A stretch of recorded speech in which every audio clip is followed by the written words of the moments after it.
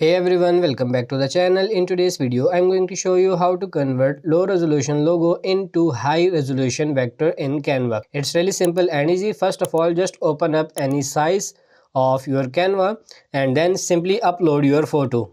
And when you upload your photo, as you can see, it's blurry now. Now you have to tap on this background removal here like this and then simply tap on this apply.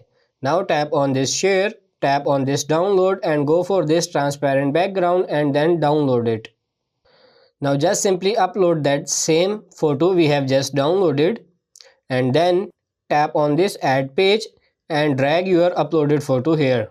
Now tap on this edit image and then come for this adjust and simply play with these things. Go for brightness 0, contrast 100 and saturation 0. And now as you can see it will look like this. Go for this edit image again. Now scroll down this time and go for this duotone and now you can choose these here and then simply go for this highlights and simply select your color, whatever your color was, and then simply tap on this apply and now you will see a huge difference here. Now you can simply download this in SVG. It will be downloaded in high quality now and you can download it as PNG as well.